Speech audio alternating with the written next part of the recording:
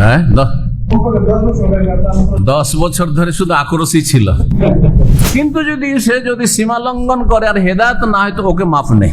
যারা ভালো মানুষ তারা দুই রকম আছে, ভালো মানুষের ক্যাটাগরি দুই রকম। একটা হচ্ছে দ্রুত আবু বকরের মতো, আলীর মতো তাড়াতাড়ি ইসলাম কবুল করা, আর একটা হচ্ছে ওমর রাদিয়াল্লাহু তাআলার মতো বা আমর ইবনে আসের মতো। হ্যাঁ, আব্দুল্লাহ বিন ওমর বেটা আগে হেদায়েত হয়ে গেছে, আমর ইবনে আস পরে। কেউ যদি হেদায়েত হয়ে যায় তো ওকে মাফ করা আছে। আমাকে গাল দিয়ে যাই বলুক না কেন, কাফেরও যদি বলে, হ্যাঁ বলেছে, অনেকে বলেছে, কাফেরদের এজেন্টও বলেছে, যদি সে হেদায়েত হয়ে যায় তো মাফ করা আছে। আত্মাহারিক টিভি, ওহির আলোয় উদ্ভাসিত জীবনের জন্য। হ্যাঁ হ্যাঁ,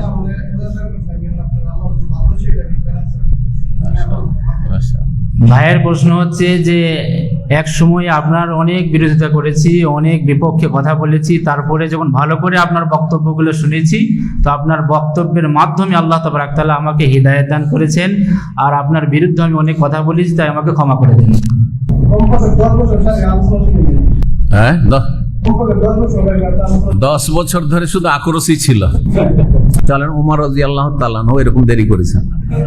হ্যাঁ, তো যারা ভালো মানুষ তারা দুই রকম আছে, ভালো মানুষের ক্যাটাগরি দুই রকম। একটা হচ্ছে দ্রুত আবু বকরের মতো, আলীর মতো তাড়াতাড়ি ইসলাম কবুল করা ক্যাটাগরি, আর একটা হচ্ছে ওমর রাদিয়াল্লাহু তাআলার মতো বা আমর ইবনে আসের মতো। হ্যাঁ, আব্দুল্লাহ বিন ওমর বেটা আগে হেদায়েত হয়ে গেছে, আমর ইবনে আস পরে।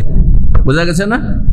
হ্যাঁ, ওই রকমই আবু সুফিয়ান, হ্যাঁ দেরি করে, হ্যাঁ আব্বাস রাসূলের চাচা দেরি করে হেদায়েত হয়েছে। তো আল্লাহ নসিব তো করেছে, বলে আলহামদুলিল্লাহ। বললেন যে আপনাকে আল্লাহর জন্য ভালোবাসে, এই ক্ষেত্রে দোয়া নবী সাল্লাল্লাহু আলাইহি ওয়াসাল্লাম বলেছেন, আহাব্বাকাল্লাহুল্লাযী আহাব্বাতানি লিআজালি মালাহু। যেই স্বার্থে আপনি আমাকে ভালোবাসেন, সেই স্বার্থের জন্য আল্লাহ আপনাকে, মানে আল্লাহর দিনের জন্য ভালোবাসেন, আল্লাহর দিনের জন্য, দুনিয়ার কোনো গরজ নেই, আল্লাহ যেন আপনাকে ভালোবাসেন।